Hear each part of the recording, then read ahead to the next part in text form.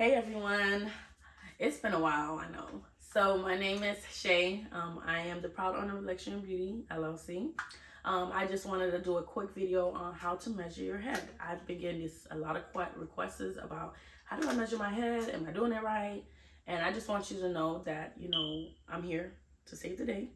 So I'm gonna first start out to give you a quick education. With your head size, it's basically measuring your circumference. If you're wondering what is she talking about, circumference. So using the measuring tape that you see me have here, you would use inches and you would basically measure your head size. So for instance, I'm going to do a circumference of my head. I just put it to the middle of my head where I would want even my wig to be placed, and I go all around and I would stop. And as you can see, it's all around. And my circumference would be a 21. So just to let you know, you're like, okay, your circumference 21. So this goes based off dome head. For instance, this is a size 25. This is an extra large. My head size, which is a 21, is considered as a small, and it would look like this. You see a difference? Yes, we do. So that's what basically a circumference is. It's just the inches around your head. Basically, all wigs have a circumference size. So for instance, standardized, if you've heard the one size notion with wigs, they're most likely 22 inch. There's no such thing as a one size wig. However, it's just most likely that vendor only makes their wigs in that size, which is a size medium, which is an average size. But not everybody is a 22. Realistically, not everybody's size medium. As you see me, I am a small, so most likely if I had bought that one size wig, I would either, my hairstylist or myself would have to make it smaller. So that's why, it's good that I can also share this information with you. Maybe you weren't aware, maybe, you didn't care either.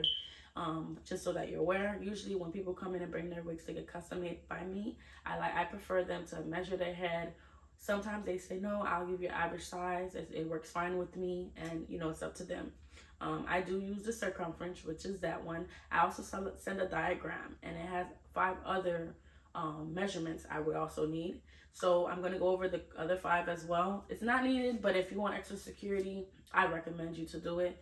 So the next one, I measure from the top of the head to the bottom, just like this, to the back of the neck. And mine would be 13. So that's one. And then I also do ear to ear, which is ear to ear, just like I did right here. And mine would be a 10. Then I do the nape. The nape is the bottom of your neck from here to here. And that one would be a 3.5. And then I also do temple to temple. You're probably wondering, what is a temple to temple? So right here, where you get the strong little, right here on the side. So I would go temple to temple. And of course, like I mentioned earlier, I did the circumference, which was all around. Those are the 6 different ways that 6 different measurements that I use to construct a wig for you on a dome head. You can only use circumference. All around is fine, but I always say if you want extra security, I prefer that. A lot of times people have a bigger head and they're unable to fit a medium size, which is okay. And that's why I prefer measurements is best.